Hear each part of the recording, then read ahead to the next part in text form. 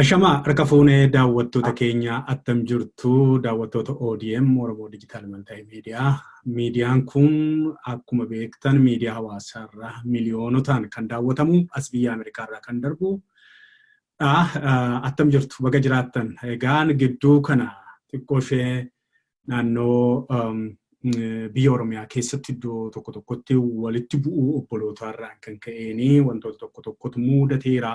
Waan jedhamuun yeroo lama sadiif namoota interviyuu goonee achirratti qeeqa argamee akkaataa garaagaraatiin ilaalaa turtani kanumaan wal qabatee mee namoota jiraataa biyya sanaa yookiin naannoo sanaa tokkoon toora telefoonarraa qabaa zuumirraa asumarraa mee isaanoo maal jedhu laata waan ija isaaniitiin arganii fi akkan qaama hawaasa sana keessa jiraatuutti utuu hin loogiin dhugaa jirtu akkamiin ibsu laata. Mee of beeksisuudhaan maqaa isaanii nutti himanii naannoo jireenya isaanii nutti himanii achumaan gaaffiif deebii keenyaa gaaffii muraasa gaaffii lama sadiin isaan gaafadhaa. Nooruu mee daawwattoota kootiin wal baraa lafa jirtan maqaa keessan nutti dubbachuudhaan mee nutti himaa. Baay'ee beekan baay'ee galatoomii. Ani maqaan koo Nagaasaa Gaaddisaa jedhama. Bakkuma sana bakka akka jedhamudha kan jiraatu. Amma rakkoon jiru akkuma jettee waan bal'aadha. Waan sadii jiru akkuma jettee. Waan hundumtuu waan nama sodaachisudha. Egaa obbo Nagaasaa amma wanti guddaan xiqqoo akkuma beektan egaa namni Oromoo kan ta'e waraana isaa hin jaallata kun beekamaadha. Waraanni saba tokkoofis murteessaa akka ta'e ni beekama. Ammoo dhibee tokko tokkodha kan arginu. Maayinni wanti qoqqooddiin jiru qoqqooddiin kun qoqqooddii akkamiiti eenyu jalatti?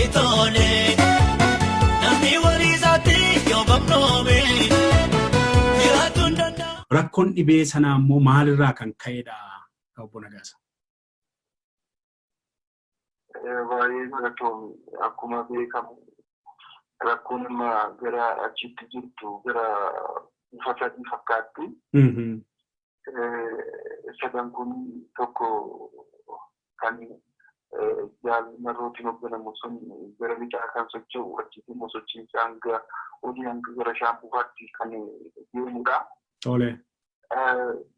Akkuma beekamu fayyeera Kitilaa kan jedhamu innis akkasuma kan laga jirudha.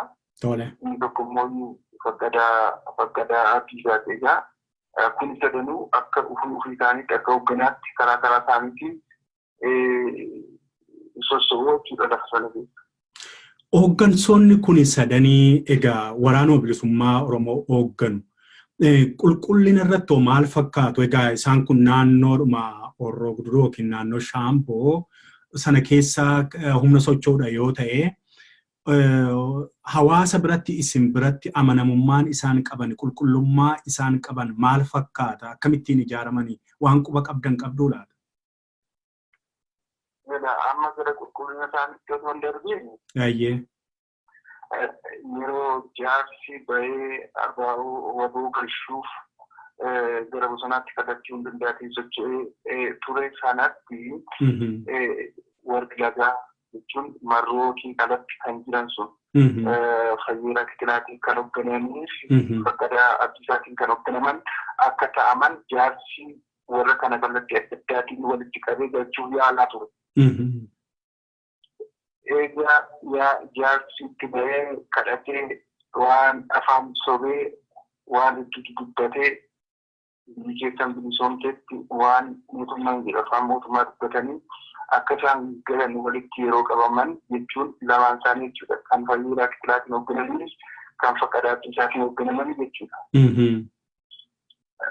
Warri kun walitti qabamanii walga'anii uummanni yaa'ee harka hin kennatu hiikkatanii jiree jedhanitti warri fayyeeraa Kitilaatiin hoogganaman kun waraana warra sana irratti itti banuu gara raasaa yookaan bosonaatti deebi'an.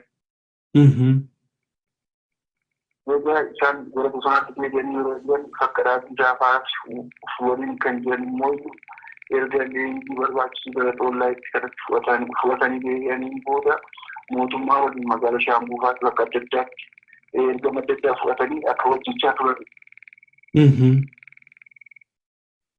Egaa kan yeroo hojjechaa jiran tole itti fufaa.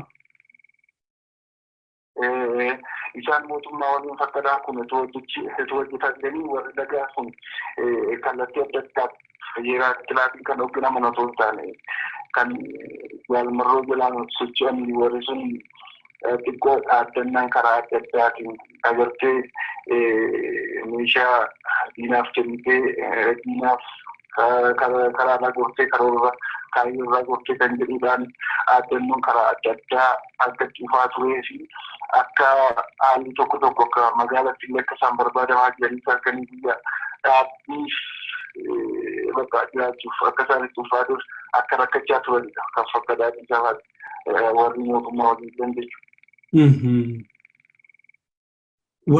Warri itti fufaa dhiifama fixadhaa itti fufaa.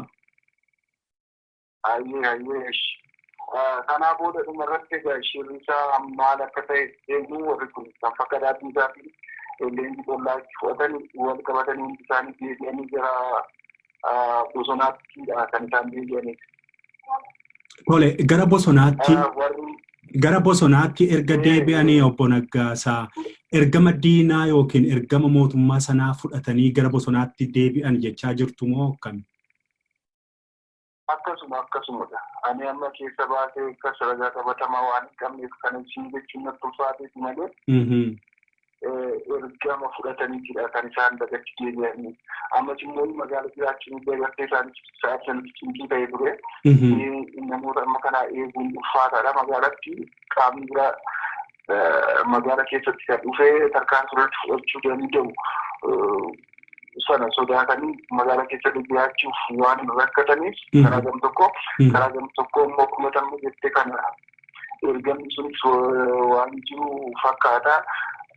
Amma kana magaalatti rakkachuudha jechuudhaanis jedhama karaa gara tokko akka lagatti deebi'an. Tole malee amma kan fayyeeraa dhaan hoogganamuu fi kan marroodhaan hoogganamu naannaa sana humni buufatee jiru kaayyoodhuma qulqulluu waboo ganamaa qabatee kan jirudha. Miti mokka. Amma kan fayyeeraa kilaatiin hoogganamu sun ajaja kan jaalmarroontiin yookaan ajaja lixaa sana kan ofirraatti didee yaanillee maallaqaa keessa adda addaa keessa warra rakkachaa turan ijoolleen sun agartee kan fayyeeraa kilaatiin hoogganaman. Warri sun yeroo warri kun deebi'anii xollaa itti deebi'an waraana itti galanii warra bira raasaatti deebi'an. Ufumaan kan ijaaraa leenjisaa wal leenjisaa wareegachiisaa raasaa keessatti babaay'achaa humna cimsachaa irra dhufan. Kaayyoon egaa namni waan dhiibbaa kana keessaa jijjiirama uummata irra gahaa jiru kana hidhaa kana keessaa kan hidhaa kana jidduu kan dhiibbaa uummataa kana arguu jibbummoo ishee jedhee mana galee hiikee taa'uuf sammuun dhiiraa nama jitti. Kanaaf warri sun kan jaalmarroo kan ajaja waraana bilisummaa Oromoo yoomii bitaa jalatti hin hoogganamani. Hariiroo kallattiis kan isaan qaban jiru. Obaamatti hidhannootiin socho'u. Walirratti hin duulanii yeroo waan adda isaan godhu tokkumaa inni waan tokko isaan godhu walirratti hin duulanii yeroo ergan loltoota kan jaalmarroo waliin dhukaasan waliin tuqanii waan waliin dhaqan. Haa ta'u malee warra kan faqqadaa wajjin garuu walitti dhukaasu miti. Isaan amma agartee fayyeeraa kilaatii faqqadaa isaa firooma fuudhaa qabu beekaa duraan firooma fuudhaa qabu warri sun warruma maatii. Isaan warra sanadhaa amma warri sun illee warra ganee deeme waan ta'eef warri faqqadaa isaa faachuudha. Warri sun yeroo gara faqqadaafaa gara bosonaatti yeroo deebi'an warri bosona keessa jiru immoo ofirraa riiskii godhaa jechuudha. Ofirraa riiskisaa jechuudha. Kanaaf egaa amma tole itti fufaa. Amma kanaaf warri sun iddoo uffachiisa inni kun jaka seeneera. Amma jiddumatti waan dubbatu tokko barbaadu inni kan akka daabbisaa fi jaalmarrootiin diina walitti godhu. Gurbaa tokkotu maqaa sirriitti hin beeku. Hoggaan jechi kennamee jaalmarroora gara guddina warroo gudduu gara shaambuu kana.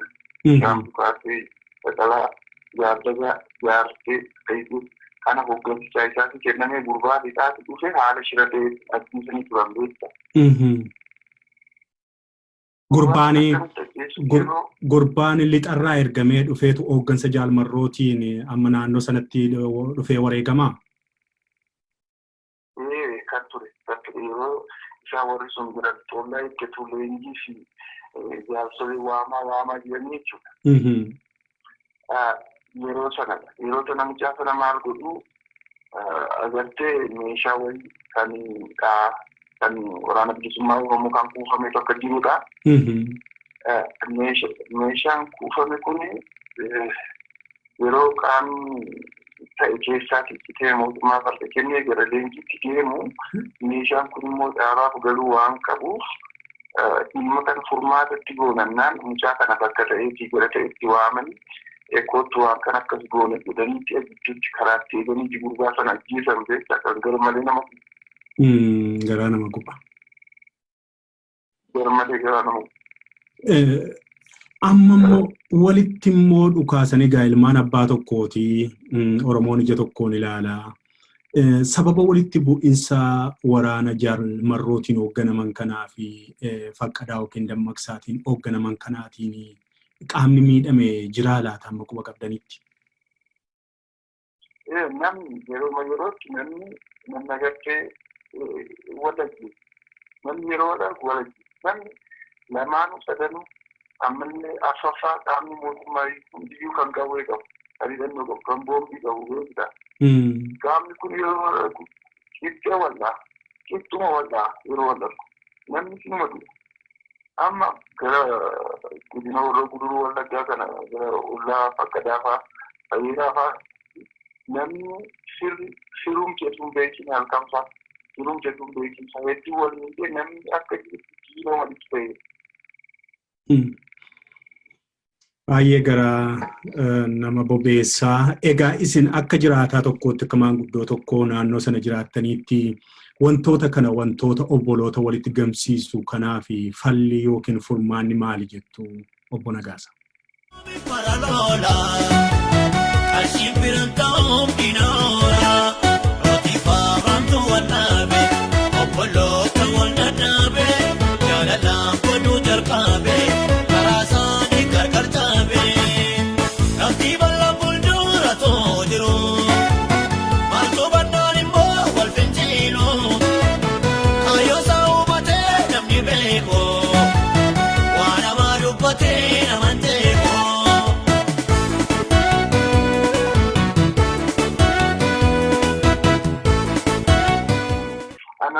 Furmaataatti waanan jedhu Fayyeeraas haa ta'u Faqqadaas haa ta'u kan Sagadiis haa ta'u hundinuu warruma dhiiga tokko dabartee dhiiguma tokko ijoollee abbaa tokkooti. Amma gidduu isaanitti kan uumame duraanuma fakkeenyaaf Faqqadaan to'atamee waadaa galee amansiisamee eegidha kan lakkifameeru jaalmarroofaatiin to'atamee jechuudha. Waraana jaalmarroon hoogganuun to'atamee iyyuu ture Faqqadaan. Sanaan to'atamee fida akeekkachiisaan leenjii barbaachisu kennamee fi haaromsi barbaachisu kennamee fi nama lakkifamee beektaa. Agartee waan tokko immoo walqabbiin gaafa taatu waanuma xiqqoo irraa taati. Oromoon maal jedhaa qabaan kun guutuu gadhiisan bakkee dhiyeesseedha. Maal jechuu barbaadeen waan xiqqoon tokko waanuma xiqqoon tokko yoo kaase amma waan qabi yeroo babal'attee gara uummata hunda wal nyaachifti. Kanaaf uummanni karaatti dhibbatu qabu. Warra kana jechuun uummanni shakka warra fakkadaatti gaafa kana waan shakku uummanni waan jedhee gidduu seenee siin akkas godha kun akkas godha kanadha kan jedhee gidduutti dubbatu uummanni isaa jechuun keessa jira. Akkan kallattii hundaan qaamni socho'a. Fakkeenyaaf yeroo takka waan isaa nama dhiba beekta. Takka yeroo sadii fa'aa ta'anii nama kalaa gaafa yeroo darbu jiru gidduutti yoo gara sisitti dhufu nama gartee namni maatii keessaa yoo wallan yoo dhiigaa waraabessi dhufe namni mana keessatti walitti baqachuun gaafa Hinaaf walitti baqachuusaa jedhamu. Waan akkasii yeroo dubbatu. Kanaaf etuu danda'a warri hooggantoonni kun sadanuu waan hundayyuu waan hundayyuu otoo danda'a. Garaagarummaa gidduu isaanii xiyyeeffachaa jiru dhufan. Kanaan kan jedhudhaan otoo akkas ta'e baay'ee gaariidha. Kan karaa isaan xixiqqeessaa hundufiin qaamni isaan gidduu seenu uummata keessaa hin jiru.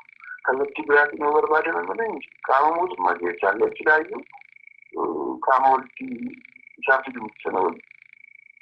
Amma gaa obbo Nagaasaa rakkoon jirutu humna afurtu achitti argame gidduutti kan miidhamaa jiru uummata. Humni arfan kun inni tokko sirumayyuu beekamaadha. Humna biyya mootummaan biyya bulchu gaditti erguudha. Inni biyya bulchu immoo jara sanaaf diina. Ammoo kan gaaffii guddaa namatti ta'utu immoo kan Jaaldammaqsaa yookiin Faqqadaa Abdiisaatiin hoogganamu kun ergama mootummaarraa fudhateetu warra sana dhabamsiisuudhaaf egaa waan holola feesbuukirraa yookiin miidiyaa hawaasaarraa deemu egaa interneetii dhabuu dandeessu wanti nuti dubbisaa jirru maallaqa miliyoona fudhatee mana Finfinnee ijaarratee maal godhee dhaqiitii waboo dhabamsiisii kas jedhee ergama fudhatee ba'ee kan jedhu holola akkasiiti. Ammoo miidiyaadhuma kanaan gaafanneerraa qaamuma sana gaafanneerraa yeroo lamaan tokkoo fi namoota isaa wajjin hojjetullee dooktara tokko gaafanneerra. Gaaffiif deebii goonee fi kanarraa walabaa akka ta'anii fi diinarratti tarkaanfii fudhataa akka jiran kanadha kan isaan nutti himan yeroo akkasiitti battala akkasiitti diinarratti tarkaanfii akkasii fudhannee iddoo akkasiitti kana goone. Ammoo warra jaalmarrootiin hoogganamutu nutti dhufnaan nu ajjeesuuf nutti dhufnaan ofirraa ittifne akka kana jiranii miidiyaa irratti dabarfatanii turanii. Kanaaf wantichi uummataaf akka inni qulqullaa'u barbaanne uummata naannaa sana jirus uummata immoo guutuu biyyuma adda addaarraa guutuu biyya lafaarraa waraana kana utubu yaadaanis dinagdeenis utubuuf ifa ta'ee qulqulluu ta'ee akka waan waaraa qulqullaan tokko ta'ee uummanni keenyas nagaa argatee diina isaa adda baafatee akka jiraatu kanaafidha kan sin gaafannu. Mee kanarratti yaadumallee yoo qabaattan hubannoodhuma qabdan uummata keenya nuu qabsiisaame. Anamma Faqqadaa Abdiisaa dhuguma ergameetiniiti dhuguma qabsoofidha achi seene kan jedhu sammuu keessa pirezentii xiqqoo misseen jiru. Tole. Maaliif kana jedhasiisee nam tokko duraan na gaafattee turte hariiroo maaliifi qabisaa waliin namatti jette tokko. Waan tokko isa ittan deebi'a isa kana naa ibsaa isa waan ani itti deebi'uun qaba. Malee inni amma hidhata ergama biraa ergama diinaa ergama uummata Oromoo hin taane qabateetidha kan inni kanammoo kan agarsiistuun tokko karaa adda addaatiin walqunnamtii tokko kan agarsiisan jiru kan ta'an kan agarsiisan jiru akka hariiroo qaama biyya bulchaa jiru waliin akka isaan qaban ammas immoo uummatichaa waliin hariiroo akka isaan qaban kan agarsiisan tokko jiru inni guutummaatti Faqqadaa Abdiisaa waan amanamu tokko illee hin qabu kan inni jedhu immoo fixuu hin danda'u warra sananii warra guddaatiif warra fayyaa isaatiin hoogganamu iyyuu fixuu hin danda'an summa hin danda'an.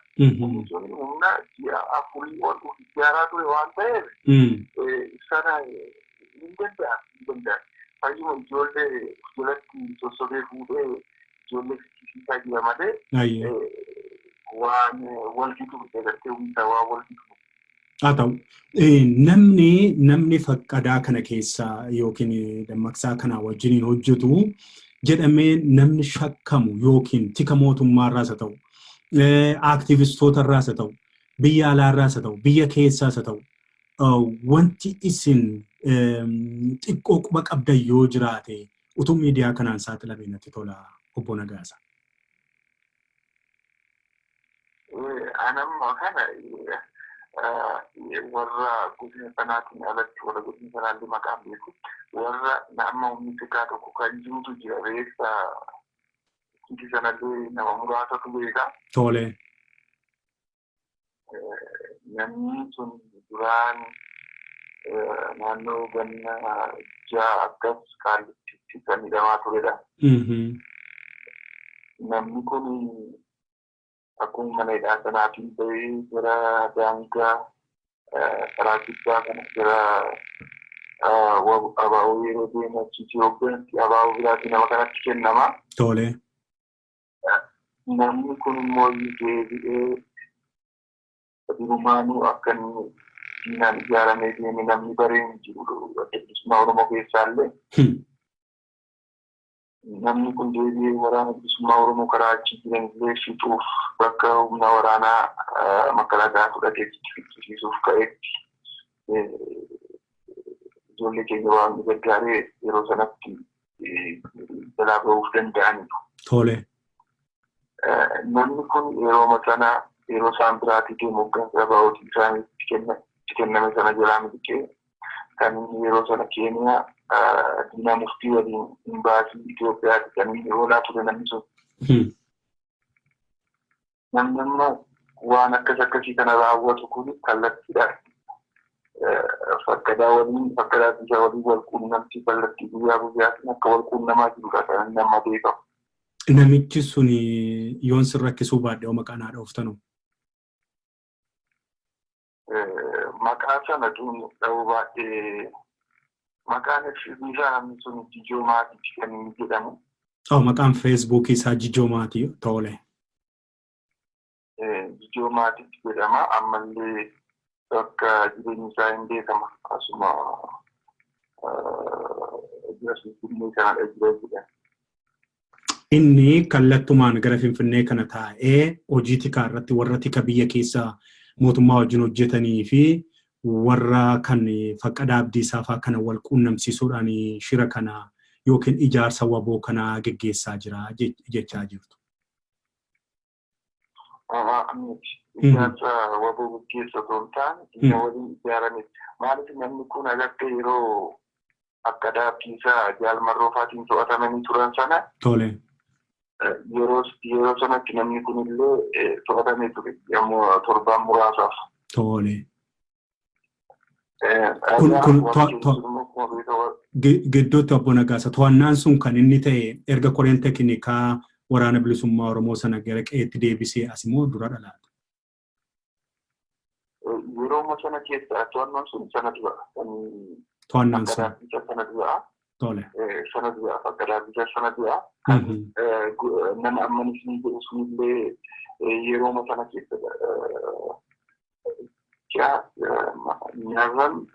November keessa. Yeroo sana dhagaa. Yaadannoo irra nan qaba. Biyyaa yoomitti ta'e illee yeroo biraa ilaalee si deebisuu nan danda'a. Haa ta'u tole. Kanadha nama sanadha kan kallattiidhaan nama kana waliin hidhata godhatee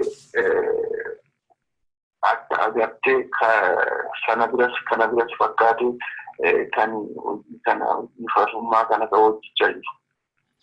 Haa ta'u baay'ee gaariidha.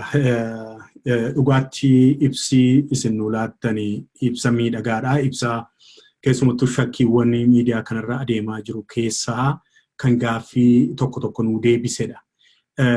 Dabarsinee ammas daddaballee qaama biraallee jiraattota qotee bultoota naannoo sanaallee deddeebinee hin gaafannaa. Tarii hafe kan jettan yoo qabaattan daqiiqaa tokko qofanii isinii kenna obbo Nagaasa. Anamma asirratti kun akkasiyaa kuusamannee waan jedhu hedduun qabu beektonni hedduun dubbataniiru. Amma danda'ametti garuu warra kana namni gorsu beekaan gorsu yeroo jiraate gara kallattii tokkootti akka isaan dhufan otoo ta'e kan jedhudha kan dhaamsa qabu. Maaliif inni keenya uummata guddaa argina, uummata ari'amedha, uummata biyya ormaatti gamoorraatii darbatamedha. Uummanni takkaallee boquu oliin qaban otoo qabeenya qabu uummata beelaa jirudha. Otoo biyya qabu biyya isaarraa uummata ari'atamaati. Uummanni kun takkaallee jaarraa tokko walakkaa olii takkaallee yeroo boqote tokkollee amma biyya keessa akkuma beekamu beelli guddaa beelli guddaa jiraan midhaan seeraan hojjetamee hin galle yerootti namni yerootti gadi ba'ee galuu hin danda'u. Oloon bubbaafatee galuu hin danda'u. Adira tokko gadi ba'ee muratee galuu hin danda'u. Kanaaf uummanni keenya rakkoo keessa waan jiruuf qaamni kun sadaniyyuu qaamni biraanis tokko ta'ee yaada tokkoon itti socho'an dhaamsa qaba baay'ee galate. Ulfaadhaa obbo Nagaasaa dhugaatii yeroo keessan keessaa halkan qixxee kana keessaa miidiyaa kana faana gaaffii deebii gootaniif maqaa daawwattoota koo maqaa uummata Oromoo Keenyaa alaaf keessa jiran isin galateeffadhaa guddaa galatooma.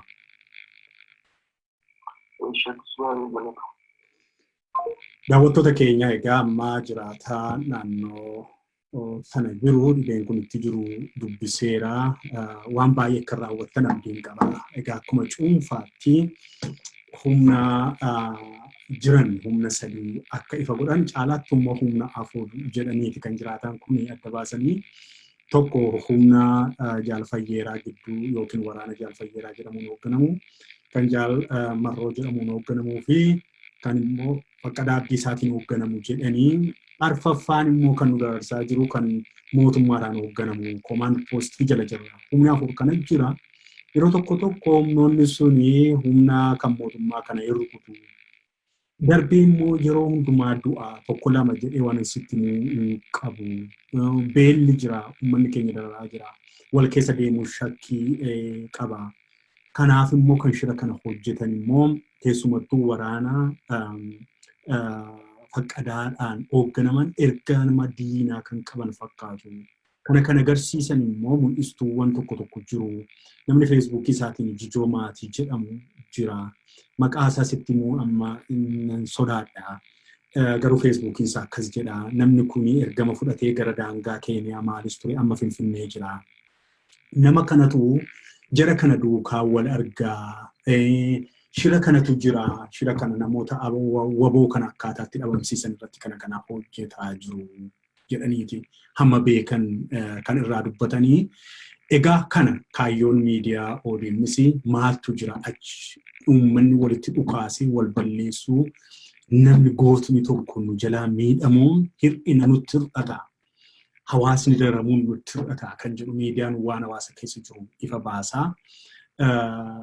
Tarii fedha keessan dhiituu danda'a daawwattoota hunda hin qabbaneessu miidiyaanii. Sababiin isaa namni hundumtuu garee ijaaree garee isaaf ta'u irra akka adeemtu barbaada isa hin danda'amu. Kuni warra garee miidiyaa akkamii fayyiftaan akkasii kuni miidiyaa jaarmiyaan tokko ofii ijaarratee maallaqaan tumsee utubuudha. Kuni miidiyaan kuni kaayyoo isaa An Oromooti jaarmiyaa yookiin maallaqa ittiin tumsamu hin qabu. Miidiyaa hawaasaarra miidiyaa naanna'uudha.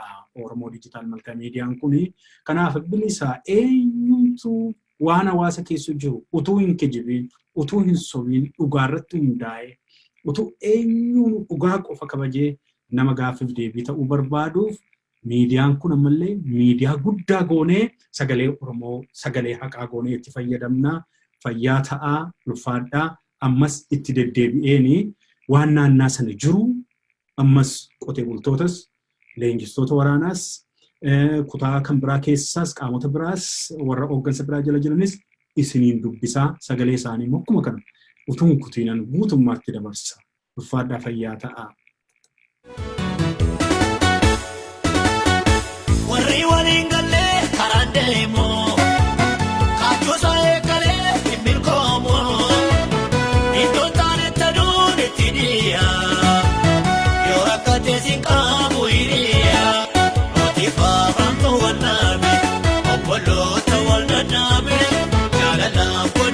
jalqabe karaa isaanii gargar caabe kakuu guddaan fuulduratoo jiru maajirannaan immoo wal fenteeru kaayyoo isaa hubatee namni beeku waan namaa dubbatee naman teeku.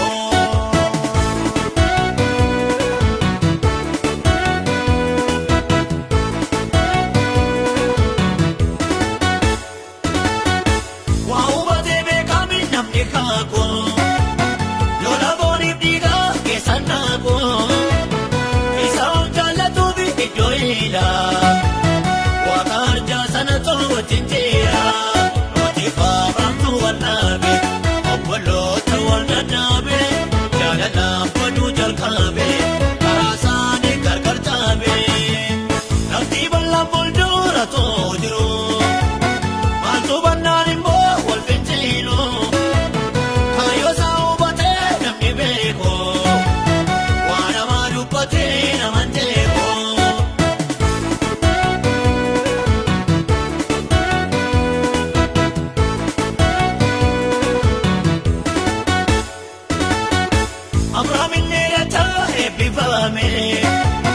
Looteetu diinotaan doorsifame garaamoonni booddee lafa dhaaloo waan waaqayyoo godhee gadamaaroo nootiif Abrahaamtu wal dhaabe obboloota wal dhadhaabe jaalalaan baduu jalqabe karaa isaanii gargar caabe kakuu guddaan fuulduratoo jiru maajirannaan immoo wal fenteeru.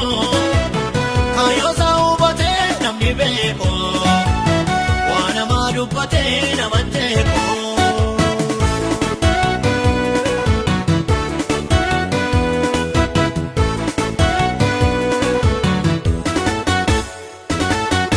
Hunduu keessummoota borii gaala maakluutti dhiibbata lafti baala namni fira jibbee ormaawaa jaalalli yoo dhibee manni kaawwaa. Abrahaamtu wal dhaabe obboloota wal dhadhaabe jaalalaan baduu jalqabe karaa isaanii gargar caabe kakuu guddaan fuulduratoo jiru maajirannaan immoo wal fenteeru kaayyoo isaa hubatee namni beeku waan namaa dubbatee naman teeku.